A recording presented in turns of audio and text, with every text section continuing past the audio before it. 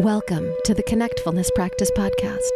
Here we settle into the murky, tangled, and freaking hard parts of life to restore our relationship with the self so it can ripple out to the people we love, the work we do, and the world around us. We can't fix what's wrong if we can't talk about it. We can't move the conversation forward if we're not willing to be real about where we are now. And unless we push the edges of what it means to connect, nothing will ever change.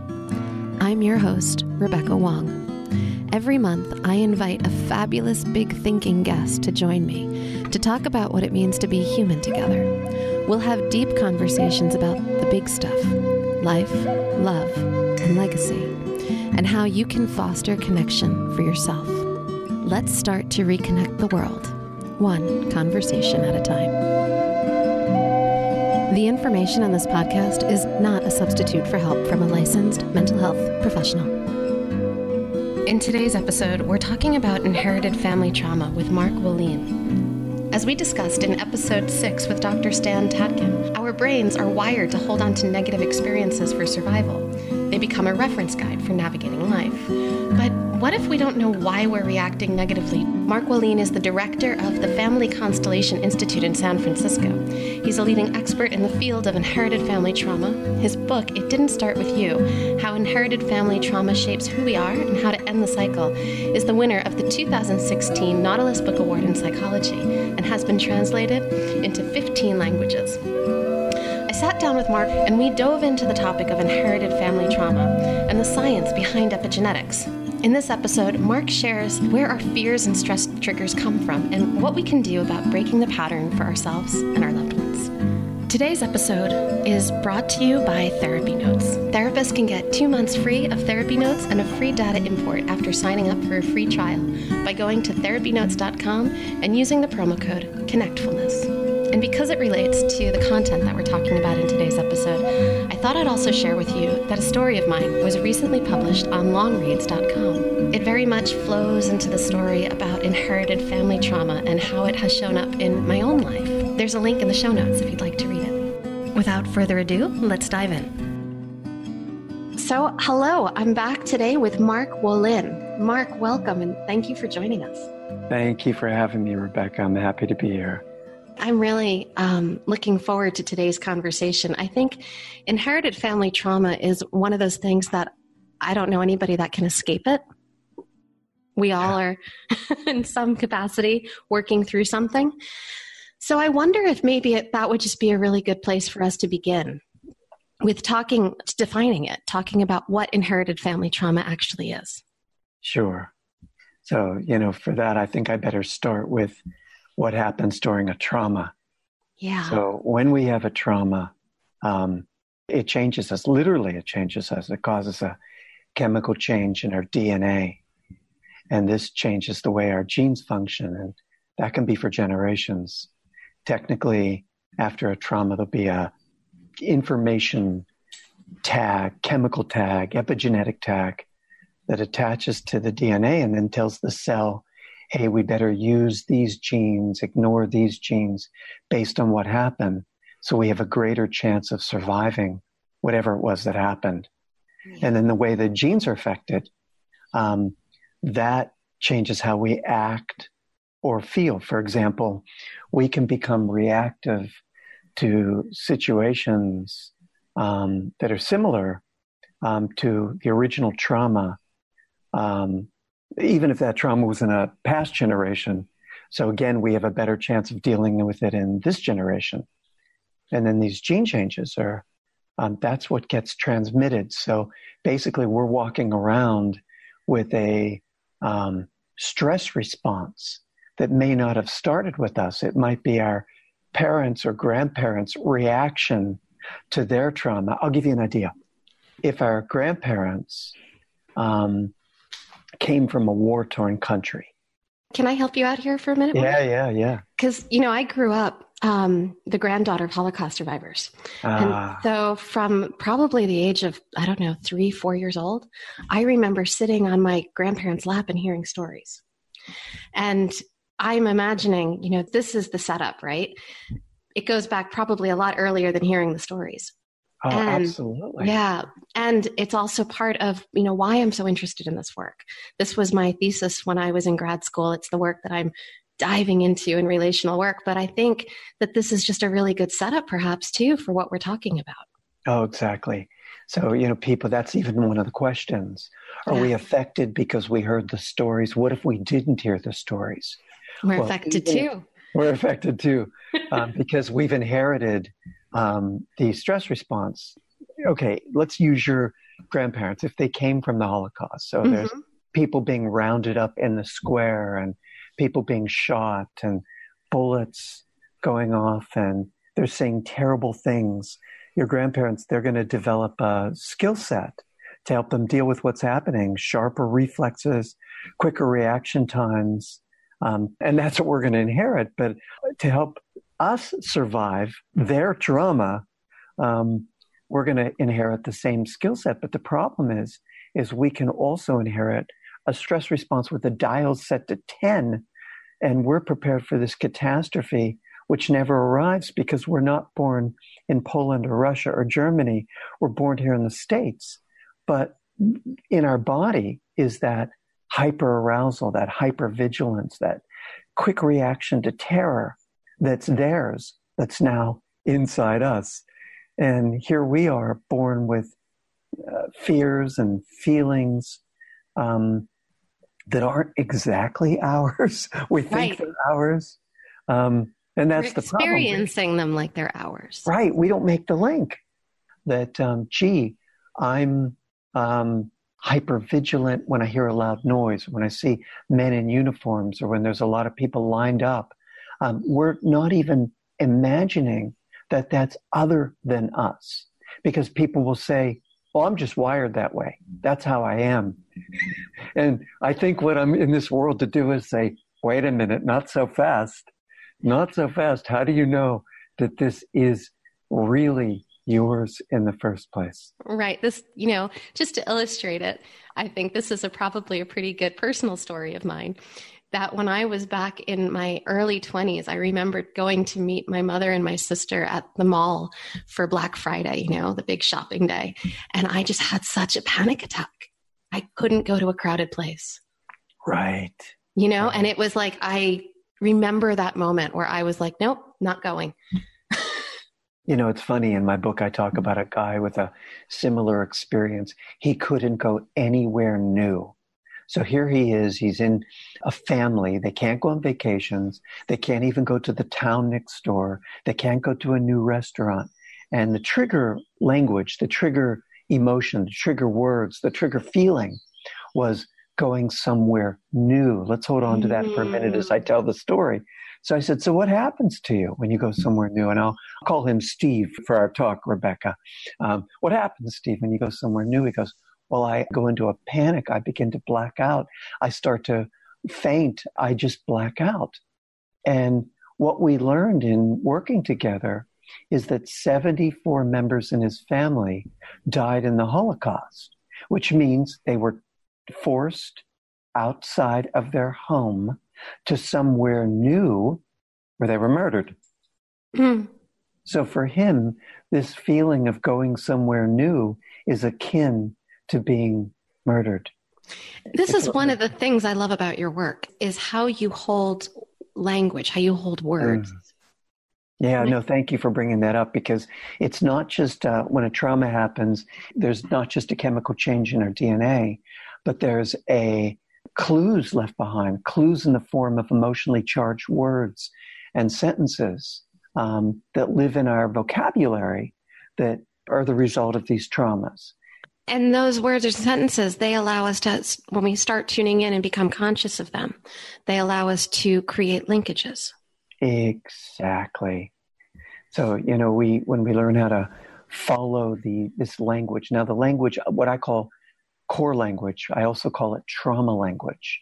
It's both verbal and nonverbal. When it's verbal, it's these sentences like, I'll harm somebody, or I'll be killed, or I'll go crazy, or I'll do something terrible. These sentences I find are generational. They live inside of us, but they're actually they have their origins in the family history. But there's nonverbal language too, and that's the anxieties, the depressions that begin when we reach a certain age, maybe age 30, which was the age grandma became a widow, the age our parents divorced, the age our grandfather died in the Holocaust. These become trigger ages. So we have to look for not just ages, but events or milestones that take place in our lives that set off these triggers. For example, destructive behaviors will start happening, or symptoms will begin. Sometimes when we reach a certain age, as I talked about, but also when an event happens. For example, we go to have children, for example, and all of a sudden we become depressed. Or we get married or partner up, and all of a sudden our anxieties kick in. Or we go to have a child, and all of a sudden that's a trigger. Or we get rejected by a partner and it takes us, the grief is insurmountable, but what it does is it takes us to a much deeper grief, perhaps a break in the attachment with our mother. But it shows up when our partner leaves us. So there's all these triggers that in my work, I'm looking for the event or the age or what would be a normal event. So your anxiety started when you got married. So your anxiety started when you went to have a child. So your anxiety started when you moved to a new place. So your anxiety started when you got rejected by a partner. See, these are the things I look at.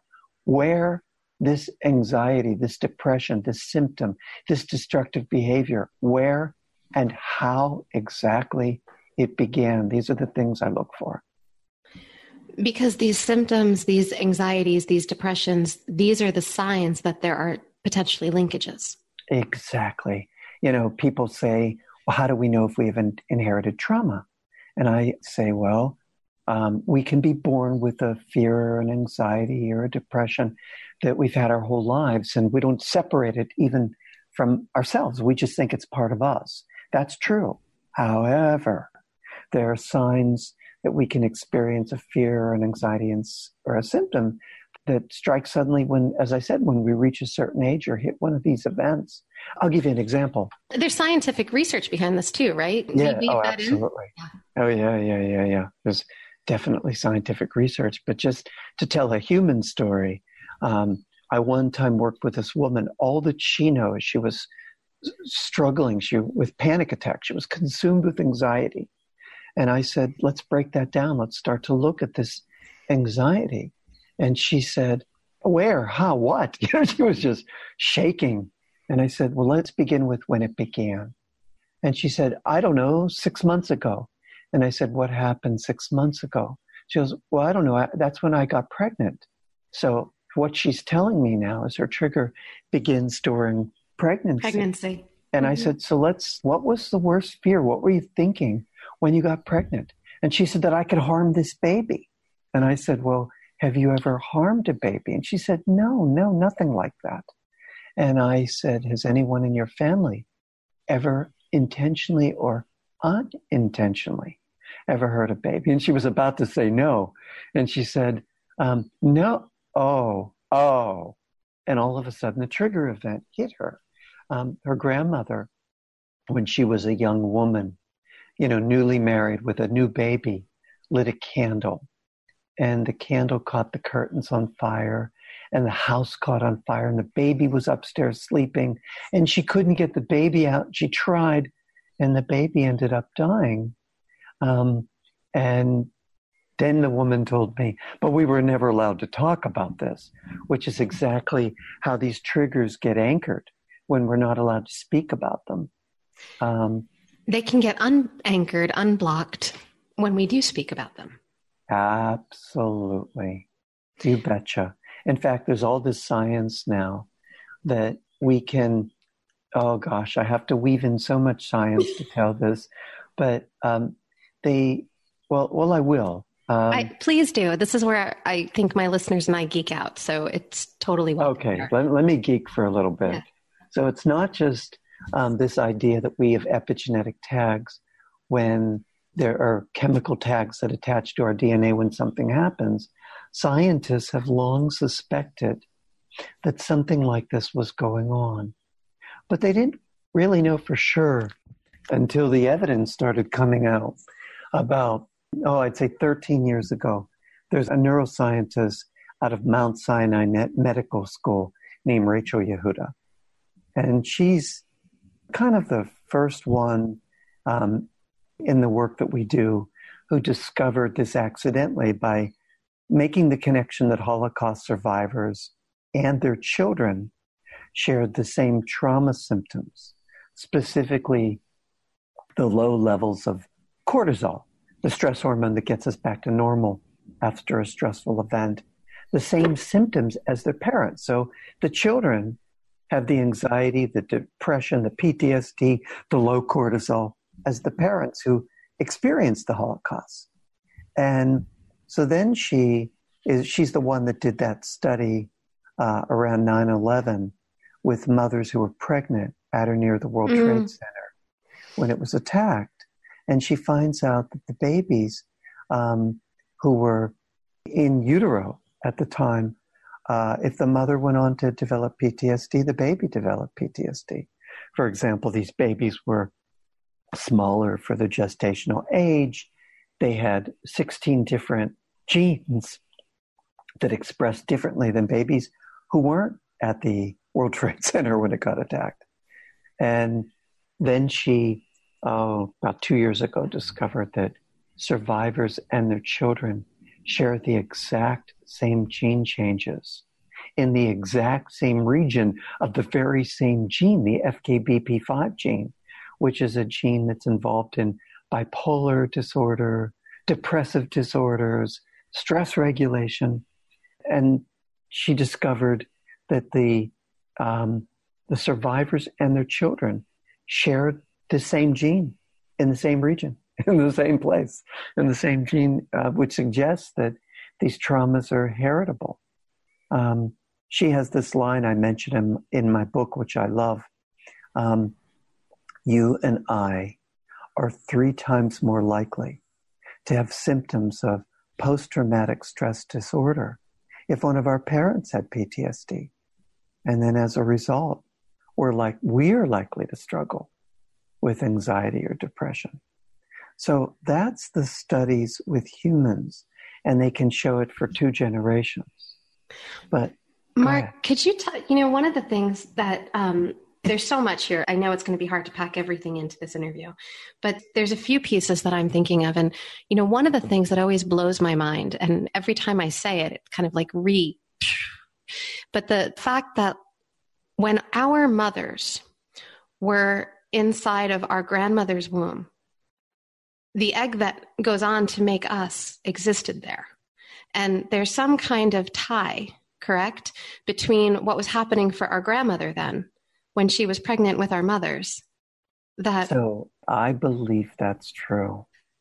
Now, most of the research right now is looking at the effects of sperm in the male line because it's much easier to track the sperm's influence on the embryo, because basically the sperm gives the chromosomes and they can track that.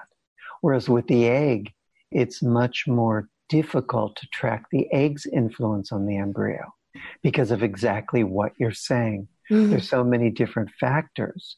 And one of those factors is just like you said, the female line, the egg line stops splitting when our mom is 5 months a fetus inside our grandmother's womb, which means the essence of us in the form of an egg is actually located physically, biologically, inside our mother's fetus womb when she's 5 months a fetus, which is now lodged inside grandma's womb.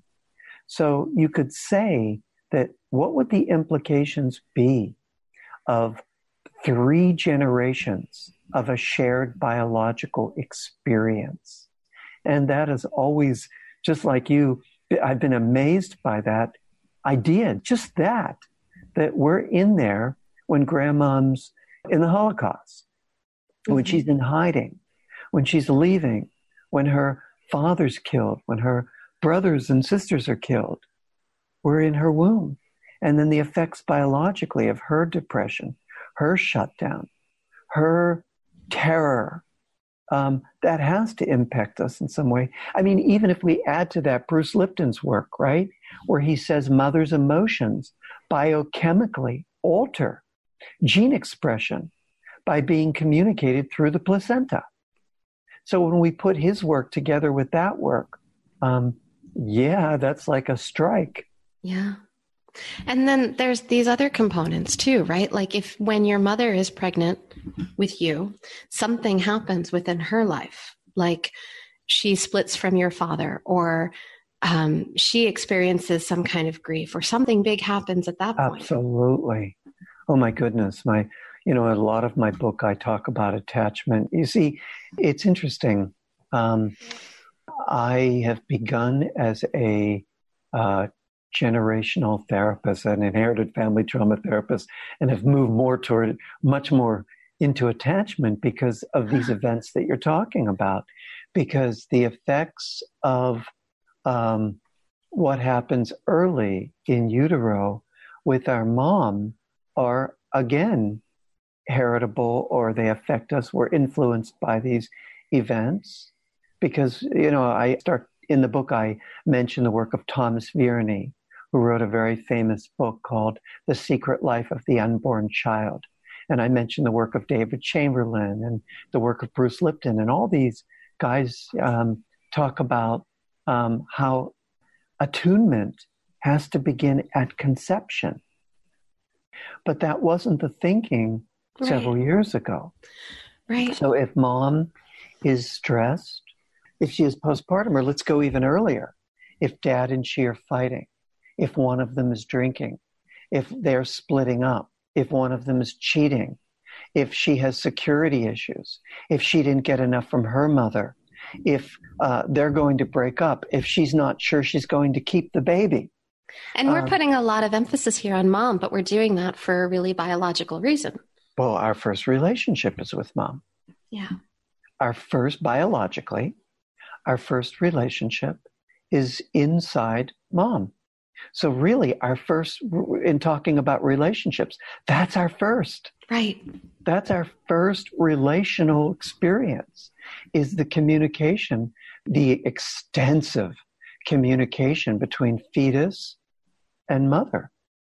And we have to look at the effects here. And it isn't to say moms are more important. What it's to say is that relationship is earliest. And if she's the primary caregiver, then again, the effects of dad are felt tertiary in a sense through mom's experience with us. So if dad and she are fighting, she's the factory through which that fighting is felt correct. Mm-hmm. This is also making me think of many clients I've worked with over the years who have been adopted. Oh, sure. And then they come to see me for some relational support. Sure. So there can be very successful adoptions and our clients can do quite well. However, there's still that event of, imagine for the adopted child in utero, there's not a hippocampus that's functioning that early, but there's an amygdala that's functioning that early. And imagine the adopted child hearing the energy of, I can't keep you. I have to give you up. I can't keep you. I won't be able to love you. And then, so the child is experiencing mother's emotional pain over the, I can't keep you. I'm giving you away. This will hurt me. I hope it doesn't hurt you. And then there's the biological break where the baby's born, and now mother turns the baby over to the nuns or the nurses. And now there's that break where all that the baby knew, the smell, the sounds, the inner experience is now all taken away. It's akin to withdrawal, drug withdrawal. Right. I talk about that in the book. Even in a perfect situation where babe goes from biological mom to adopted mom's arms, Correct. Even in the perfect situation, we still might have to look at what's physiologically true, that we've been taken away from that energetic flow and handed to another energetic flow. Right. And so we can often see these kinds of things emerging in our adult lives, in our adult relationships, in our adult love relationships, or through when we go on to have children and through parenting. Oh, clearly. Sometimes we might do quite well, but the trigger is relating to another person at the same tier, a love relationship, and all of a sudden all our stuff, unquote, all of our stuff starts arising because our stuff begins to come into motion when we're in an important relationship with a partner. I say this practically in every chapter in my book, but what's unresolved early with our mother gets projected onto our partner. For example, all the stuff, all the ways we felt loved or not loved, seen or not seen. One of the ways I describe it in the book is mom was first in line to take care of us. And now we leave home. And then second in line to take care of us is the partner. And all of that stuff of she didn't see me gets aimed at the partner of you don't see me. She didn't hear me. You don't hear me. She couldn't love me. Hey, you're not loving me. She didn't nurture me. Hey, I'm not feeling you as being nurturing. So all of that stuff gets aimed at the partner. We don't mean to do it. It just is. It just happens. And so these are what you often call entanglements. Yes. And, I started to talk about the human science, but I feel this is a good place to talk about mice science. Yeah. I'll tell you why. So we can see patterns in humans for 2 generations, but we can't get a generation for 12 to 20 years. And remember, I just said that the science is only about 12 years old in a sense. So we don't have that 3rd generation yet with humans, but with mice, we can get a generation in 12 to 20 weeks. And what's more, mice share over 90% of the gene experience as humans. For what that means is over 90% of our genes have counterparts in mice. Mice have counterparts, with over 80% of those genes being identical. So we can cause adversity, unfortunately, to baby mice. We can't do this to humans, but we can cause adversity to baby mice and then look at the effects. And one of the main ways they cause adversity is by separating baby mice from their mothers. In fact, in my book, I talk about, on page 35, I talk about these baby mice that, oh gosh, I'm going to try to remember it. I don't have one of my books in front of me, but I'm going to try to paraphrase myself. I'd pull it out, but I just listened to your book on Audible, so it's going to be hard for me to pull it out as well. That's okay. I think I can paraphrase it pretty well. But in one of these such studies, they separated male mice from their mothers for a very short time, for up to 2 to 3 weeks during the first 2 weeks of life is all. That's it. And what they noticed is the mice went on to develop symptoms that were similar to what we would call depression in humans. The symptoms seemed to worsen as the mice aged. And strangely, some of those male mice didn't exhibit the symptoms themselves, but appeared to epigenetically transmit these behavioral changes to their female offspring. The female, which would be like dads going off to war, coming home and having children, and their daughters carrying dad's shaking, dad's trembling, dad's anxiety, dad's depression, dad's shutdown. But not their sons. No, sons too. But in this one study, so unfortunately, inherited family trauma is an equal opportunity employer. Right. So moms can transmit traumas to sons and daughters, and fathers can transmit trauma to daughters and sons. It's an equal opportunity employer. But in this one study, I think it was by Isabelle Monsuy at the Brain Research Institute in Zurich, they saw that some of the sons could pass it to the female offspring. So, but there's enough studies that show that it can pass both ways. In fact, one of the studies, let me tell a few of these. They're kind of important, especially because we're talking about relationships. So Isabelle Monsuy, she would take the mice and separate them for just a short time, from their mothers, 2 to 3 hours a day for the first 2 weeks of life. And then she could observe the changes for 3 generations. Well, here's what was interesting. She took some of these mice that were separated from their mothers and dropped them in a bowl of water just to see what would happen. So the mice who were not separated, they were swimming like crazy to get out of this bowl of water.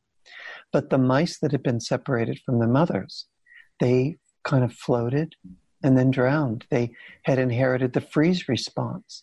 And by being dropped into the trauma of water, they froze and didn't swim and didn't try to get out of the water and eventually drowned, where the untraumatized mice were trying to get out of this pool of water. Now, what she did is she said, okay, there's changes in the brain and the blood and the sperm. Let's inject some of the male sperm into the female egg, fertilized egg, and let's see what happens in the 2nd and 3rd generation. And you had the same thing. They would drop these mice into bowls of water, these depressed mice into bowls of water. And in the 2nd and 3rd generation, these mice would float, these pups and grandpups. And that's us, children and the grandchildren, inheriting the freeze, the fight, flight, or freeze response. Right. Now, there's an interesting part of this. She goes on to do a newer study where she's the one who first tells us that trauma symptoms can be reversed. She does a study where she takes some of these traumatized mice and she puts them in positive, low-stress environments. And she finds out that not only do the mice's behaviors improve, that they're less depressed by experiencing constant positive experiences. She finds out that the fearful epigenetic signature is less likely to be passed down to the following generations, which is awesome news. This is really, really good news, that we can reverse trauma symptoms by positive experiences. We can also reverse human trauma through positive experiences, which I'll get to later in our talk because it'll be significant. But first, I want to make sure that we did all the trauma diligence, our due diligence. Yeah, I think we need that foundation in order to understand where we're going. Yeah. In fact, there's this one mice, I think I'm going to tell it, this one mouse study that's done in Emory Medical School in Atlanta, where they took male mice and they made them afraid of the cherry blossom scent. Oh, I love this one. Yeah. The mice, every time they smell the cherry blossom scent, they shock them. Mm-hmm. And then they look at the first generation and they see that there are changes in the blood and in the brain and in the sperm. And Brian Diaz has an idea of using that sperm to impregnate some of the female mice that weren't shocked and to see what happens. Because here's what he saw in that first generation. In that first generation, he saw that there were not just changes in the sperm, but changes in the brain, that the brains had enlarged areas where there were greater amounts of smell receptors, that the mice would then be able to detect the cherry blossom scent at lesser concentrations. Thereby, they'd be able to protect themselves because there's more material in their brain, more genetic material in their brain to protect them. So he said, well, this is interesting. Their brains had already, in that first generation, epigenetically adapted to protect them. So let's take the sperm, let's impregnate the females, And here's what he saw. The pups and the grandpups in the second and third generation, they became jumpy and jittery just by smelling the smell. In other words, they had inherited the stress response without directly experiencing the trauma. Now, here's the killer. He's also one of the people that's doing this new research, Brian Diaz, in showing that traumatized mice, we can un-traumatize them. We can reverse trauma symptoms in mice, and we can help them not to pass down the symptoms to the following generation. So he took those traumatized mice that were shocked, and then they were, that smelled the smell. And he now says, okay, what happens if we keep putting them in the smelly room with the good cherry blossoms in, but not traumatizing them? So what happens is he put them into low stress environments by putting it into the same cage with the smell, but not shocking them. And then he finds out that they stop getting jumpy and jittery. Their behaviors begin to improve. But he also begins to show that there is less DNA methylation in the sperm that'll be passed down, protecting the second and third generation, which means, wow. I mean, big wow. We can reverse these symptoms. So our DNA, it has a plasticity to it. Absolutely. That's what they're finding out, that we can, and how we do it as humans is we've got to have a positive experience. And it strikes me that there's another component here, because in order to reinforce and to focus on that positive experience, we also have to have a deep enough understanding of where this comes from. In other words, we need to know what kind of to reprogram. I believe that's true. People would say we don't need to know, we just need to heal. For example, if we were practicing mindfulness 24/7, we wouldn't need to know. We'd have a brain that's producing a lot of positive experiences. And we'd have a prefrontal cortex, which is thicker and stronger. We know mindfulness shrinks the amygdala and thickens the prefrontal cortex. So we don't necessarily need to know, but I'm of the camp that says it sure does help. It sure does help to know what's happening and why we're hypervigilant and why we're getting anxiety and why we're depressed. I imagine that we can probably heal in many ways through ongoing positive experiences without knowing.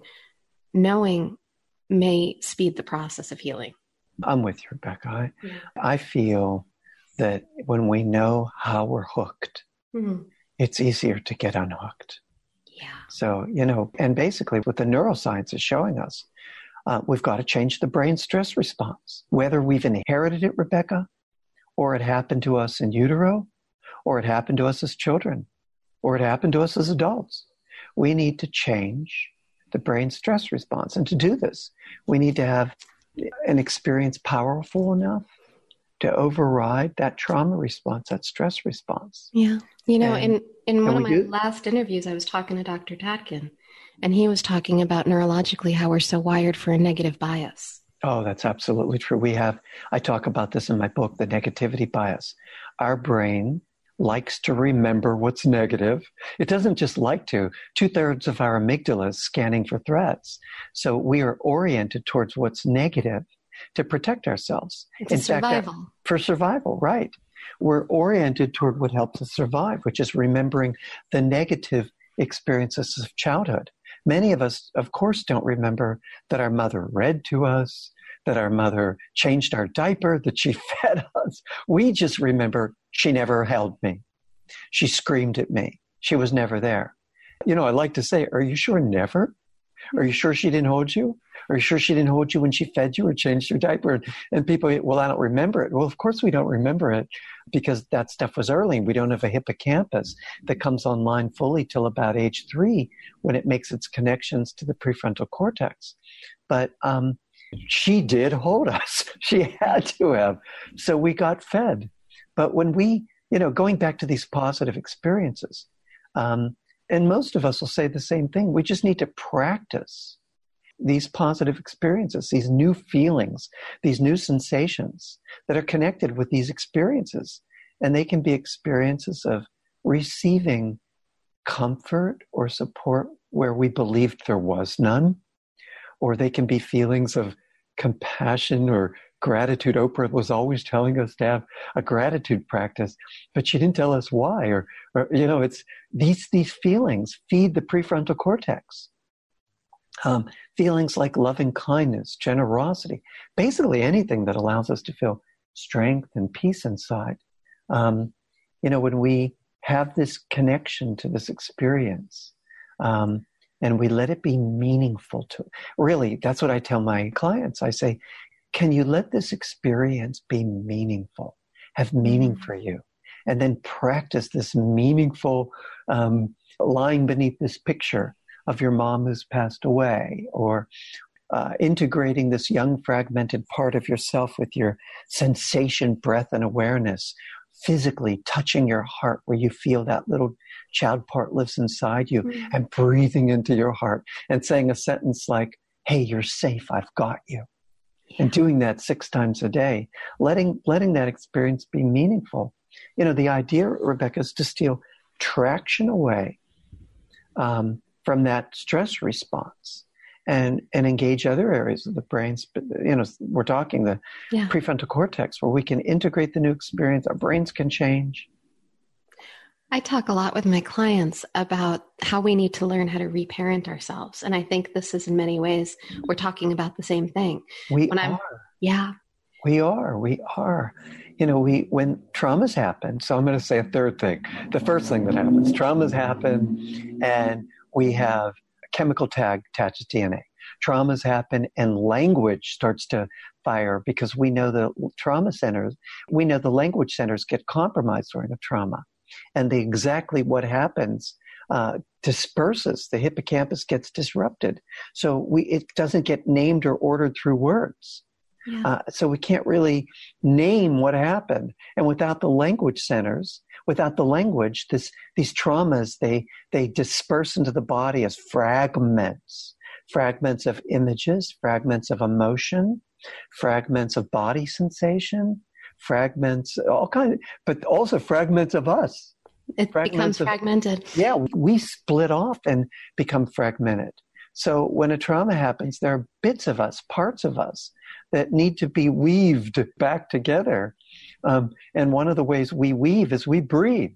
We breathe this part of us back together. And each time we breathe consciously into this fragmented part, we weave it back into the whole of us. And that's how we come back together, as you're talking about, reparenting ourselves by I like to say combining breath, sensation, and awareness. Something that's been around for 5,000 years in yoga. Yeah. Breathing, weaving together, intertwining breath, the sensation in our body, and the awareness of, I'm here, I've got you, I'll breathe with you until you feel safe, or I'll hold you so our body doesn't have to hold so tightly. There's one part in your book where you say something along the lines of, it's your job now. It's your job to reconnect with the love that you felt for your mother or whomever when you were small. Because we're the ones doing the work. Our parents can't do the work. Our parents can't do the work because they're not. It's us. Yeah, it's your responsibility now. It's not your parents. Yeah. And, I always say, to have a good relationship with another person, we need to have 2 things.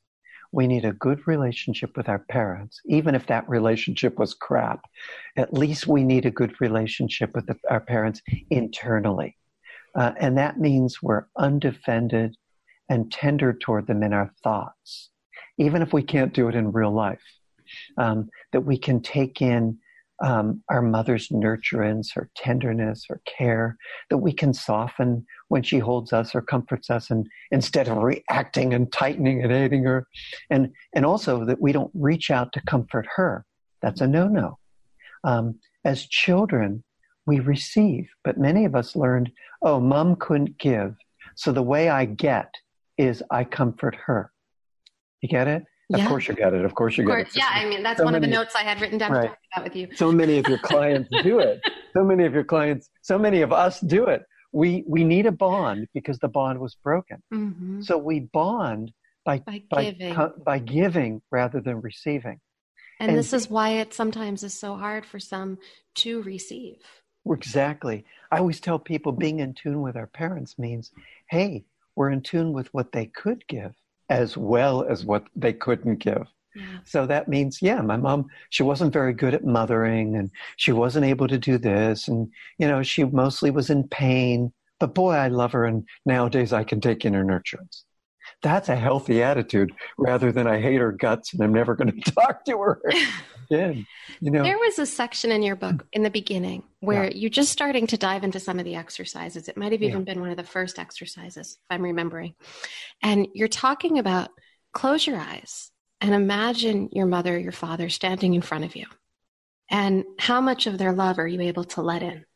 Yeah. I think that might even be the first or second one. And, I'm kind of talking about that pathway that comes to us through the parents, to the grandparents, to the ancestors. And I'm kind of looking to see how in the book, my client's pathway or the reader's pathway is, because if we throw away our parents and all that comes from behind us, we've kind of clogged up the machinery. Right. So one of the things I say, as I was saying, we need to have two things to have a good relationship with another person: a good relationship with our parents, at least internally, at least inner image. And one of the things that you had said there that really struck me, and I think I've been using it with a lot of clients, is even if we can kind of start collecting a cupful of something from them, even just in little drops, even if it's not like washing over us. Wow. Thank you for remembering that. Yeah. I like to say that sometimes if our parents are a faucet, and they flow at 100%, but our parents only flow at 2%. If you put that cup under the two little streams, and you let it fill those, you could still fill your cup. It's just your parents were limited in the resources that they could give to you. They could only do it by giving you money or cooking you food, but you let those two things look like love rather than saying, no, what looks like love is if they talk to me. Well, no, they can't talk to you. But what they can do is maybe they can just cook or whatever. But just saying those, I wanted to get back to this thing that to have a good relationship. Yes, a good relationship with our parents is helpful. But we also, because we've been talking about it, have to have a good relationship with ourselves where we have a solid, stable, but resilient core inside of us. Where we have a self. We also have a witness that can observe when we get triggered. We understand where those triggers come from. We know how to have a boundary that respects what our body's telling us. In other words, we know our yes means yes. And our no means no. Our no means no, right? And we know how to take breathing space when we get into trouble with our couple. When we're in our relationship, we know how to say, hey, I just need a minute to take some breathing space. We know how to take the right distance because it's important to be able to take time apart if we're triggered. Because if we're constantly giving, if we haven't learned how to receive, this stuff gets messed up. These messages within us get messed up. Absolutely. Yeah. We've got to recognize our patterns of shutting down and distancing. We need to be able to trace them back, and then we've got to have the resources to pull ourselves out of fragmentation. Instead of losing our boundaries or throwing them away or taking care of somebody else or giving ourselves away, or imposing a defensive strategy that deadens us, like tightening or shutting down. We learn how to take space and say, hey, I don't want to distance from you. I want to stay close to you, so I need to take a few minutes and breathe and catch my breath over here. Because when we're available to ourselves, we can be available to another. Right. Yeah. There was something you said in your book, if I might quote you to yourself. You may quote me, absolutely. You said, when we're constantly looking outside of ourselves, it can keep us from knowing when we hit the target that something valuable can be going on inside us. But if we're not tuning in, we'll miss it. Yeah. And this is exactly what you and I are talking about, this idea of being able to stay embodied. So we have a self, so we have a core. And this is how the inherited family trauma is the thing that gets in the way at times of us staying connected to that core. Yeah, or early trauma, sure. So inherited Both. family trauma, right? Both, right. If let's say we have a break in the attachment with our mom, and anything that looks like not being listened to or not being comforted throws us into pain, and then it throws us into a defensive response. Then we're not gonna see any target because we're not gonna stay inside our body. We're gonna leave our body, tighten up, dissociate, fragment, dissociate, exactly. And we're not going to see the target that could be right in front of us, which could be a resource. We're going to see, what's that saying? If you're a hip surgeon, everything looks like a hip. If you only believe that you're going to be mistreated the way your mom mistreats you, you'll find it. And this is where you say, if you have challenges with your partner, don't automatically make the assumption that they're about your partner. Right. Oh, thank you for reading my book so thoroughly. Yes, because exactly. Don't make the assumption that your partner, we like to blame our partner. What we do, this is so funny. If we're entangled with one of these early events, or we've inherited an event, meaning the biological residue of a trauma, which is showing up in our body as all this shutdown or whatever, if we're entangled, or we have a loyalty to take care of our mom or dad, if we're entangled and we can't see it, we're likely to struggle in our relationships. And then we're going to repeat these family patterns of neediness or mistrust or anger or abuse or withdrawal or shutting down or leaving someone or being left. And then, of course, we'll blame it on our partner. We'll blame it on our partner. You do this to me. You make me do this. And we might see these kinds of patterns showing up in multiple relationships, whether it's historically, like all of our love relationships in a row, or it's with our partners and also, of course, with our parents, and maybe also somewhere else, like a professional relationship or showing up in other ways. Oh, absolutely. Sometimes I say that 70% of a couple's problems have nothing to do with the couple, that it comes from our family of origin.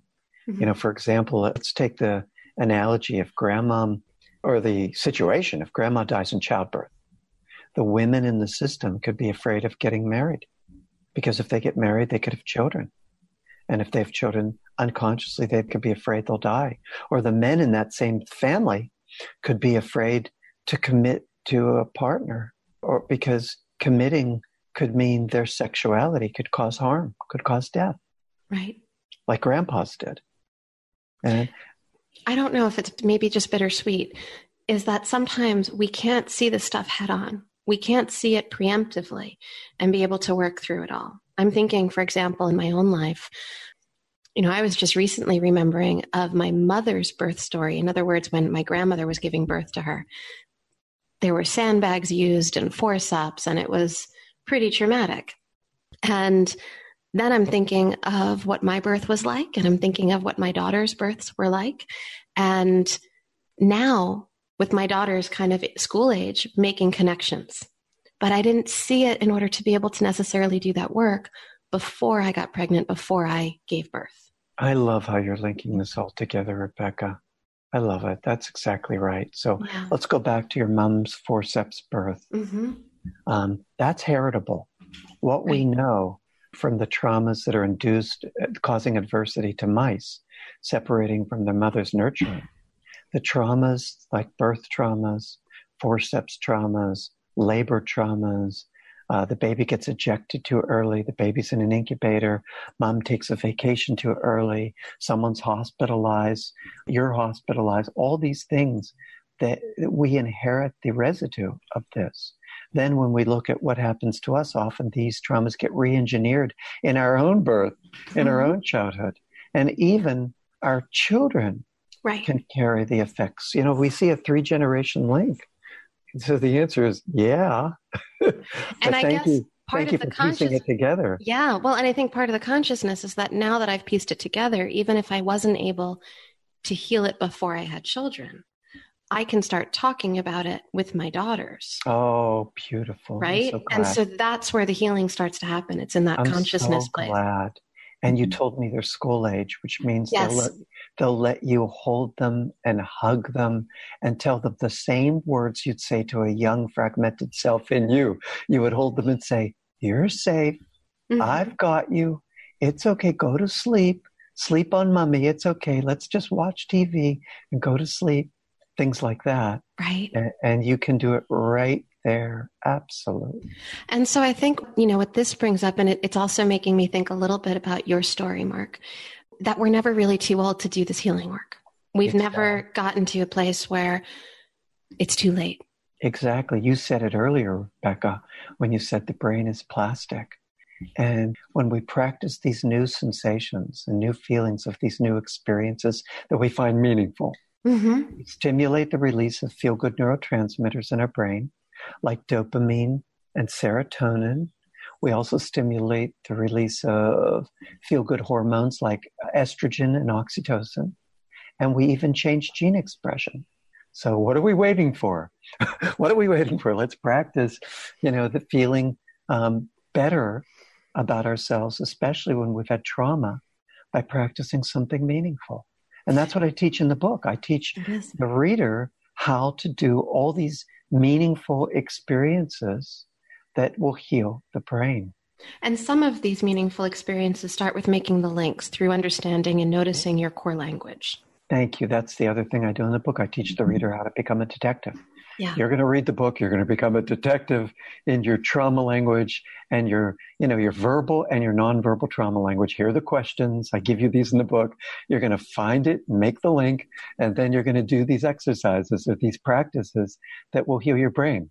Yeah, I wrote it so it would really help the reader. And that's why I wrote it. So many people were struggling with, how do I know what this stuff is? And I'm walking around with all this stuff, and what do I do about it?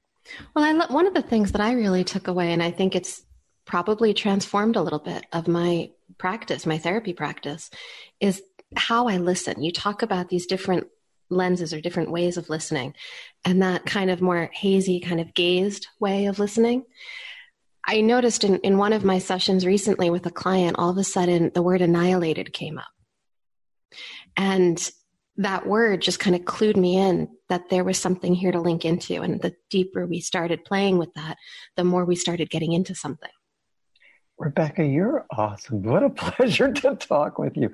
It seems like we're peas in a pod in terms of, we share a similar vision.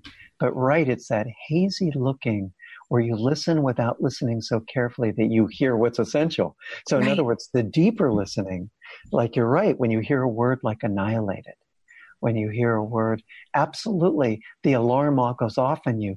Thank goodness I wasn't following the client's story. Thank God I was listening for the deeper trigger language, the trauma language that set off an alarm of, uh-oh, what did I just hear?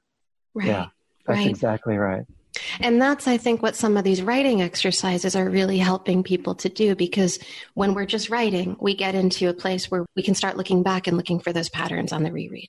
Right. I have people do these writing exercises and then reread it, just like you said, and look for the charged language. Right. So if you don't mind, what I would love to go right now with you is to talk a little bit about your own personal experience, your own personal story, and maybe you can illustrate for our listeners how you've worked through some healing. Okay. I'd be glad to. So a long time ago, I had central serous retinopathy in my left eye, and I was losing a lot of vision, and I couldn't really see anything out of my left eye. And I went to doctors, and they told me that, you've stress. We don't know why, we don't know what. But I had symptoms that I couldn't explain.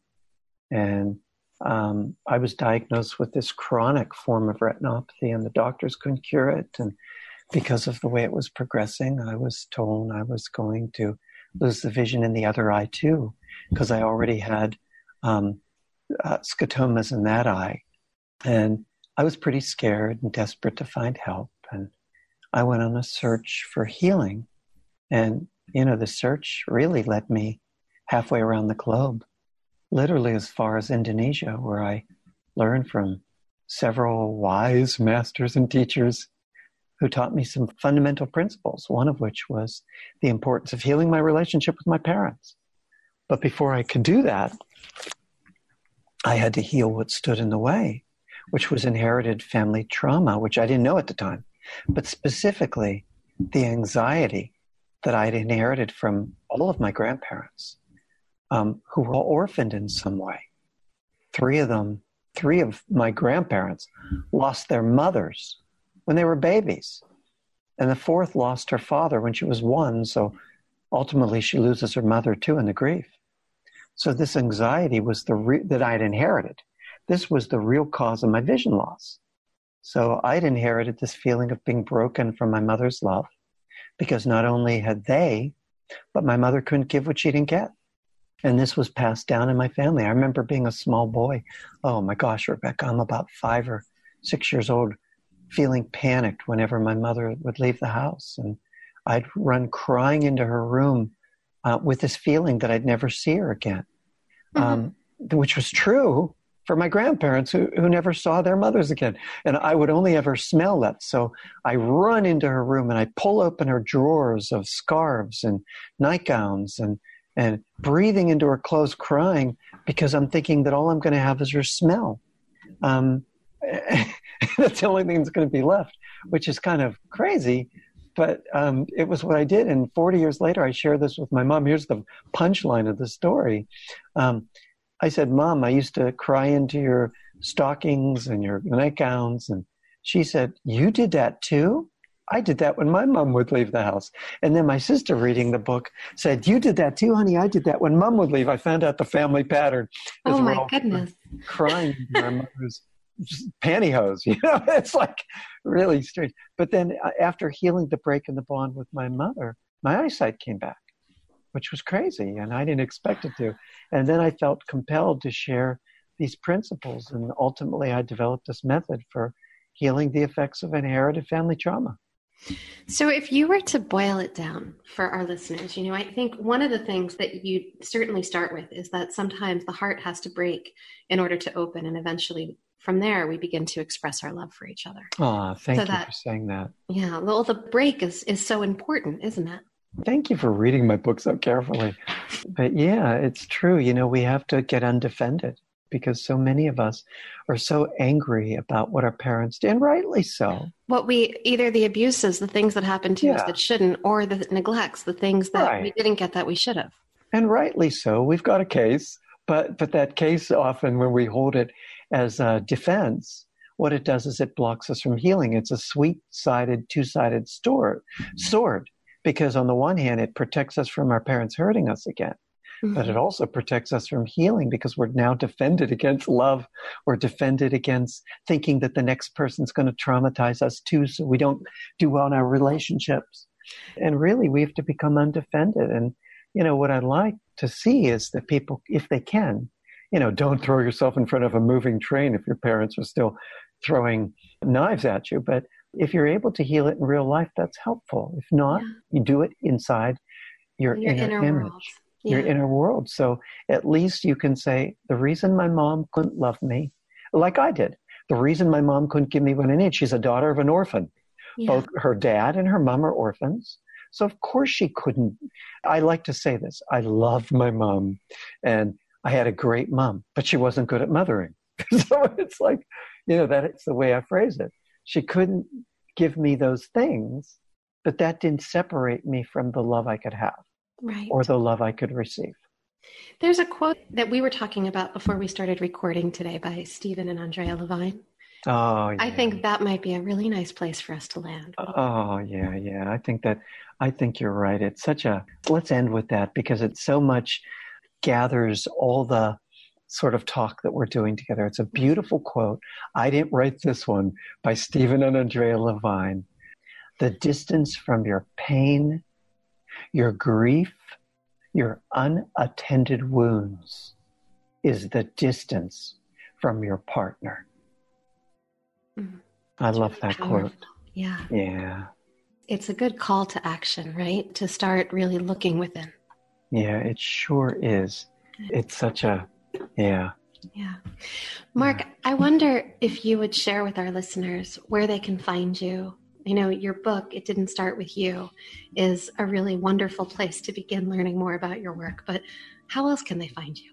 They could find me at www.markwolynn.com, WOLYNN.com.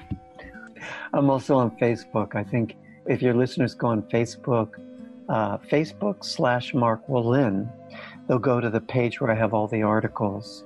I collect all the articles on epigenetics and inherited trauma. And that's so good to know. I had no idea that you did that. Do that. If you go on that site, you'll see all the new studies that are out there. It's a great resource. Plus sometimes the quotes I have, the quotes of wisdom or the quotes about relationships are on there. I'm going to geek out over there for a while. Yeah, definitely go down my page. You'll see a lot of cool things. Thank you so much. Oh, Rebecca, really nice. So lovely to talk with you. You as well. There are so many important takeaways from this conversation that I really enjoyed. Everything from how we can combine our breath with our sensation and awareness, and then we can weave in meaning so that we can integrate in more positive experiences, to how 70% of couples' problems have absolutely nothing to do with their partners, right? It all goes back into this inherited stuff, and how the work of opening is our own responsibility. I hope that you have really discovered some valuable insight and that you'll share it with loved ones. Again, I also would love to share with you the story that I just recently published on Long Reads. I dive in and share how some of my own family trauma has shown up in my life. It's called Liberation, a Love Story and a Reckoning. There's a link to read it in the show notes. Today's podcast is sponsored by Therapy Notes. Therapy Notes facilitates the workflow of mental health professionals through a robust, secure, and streamlined software. It's accessible wherever and whenever you need it.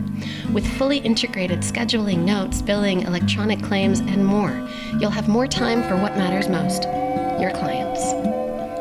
Therapy Notes is trusted by over 60,000 mental health professionals. They offer live phone support 73 hours a week, including Saturdays, and usually in just under a minute. Get 2 months free of Therapy Notes and a free data import after signing up for a free trial by going to therapynotes.com and using the promo code ConnectfulNess. I also wanted to let you know a little bit more about how you can work with me. I maintain my relationship therapy practice in New York, and I also run intensive couples retreat experiences. You can learn more about both at connectfulness.com. You can also join my Connectfulness community. It's a virtual community and it's totally free. That's at connectfulness.com/community. And if you're a therapist in private practice, then check out the Connectfulness Collective. Come root in with us over at connectfulness.com/collective. You can also follow us on Twitter, Instagram, and Facebook. A few extra little gratitudes. I'd like to thank Christy Hausler, my behind-the-scenes amazing podcasting team, Sarah and Chris Farris at Kidney Stone Studio for the delicious soundtrack music, Blue Rabbit Studios for the cover art, and please don't forget to subscribe, rate, and review the show on your favorite podcasting platform.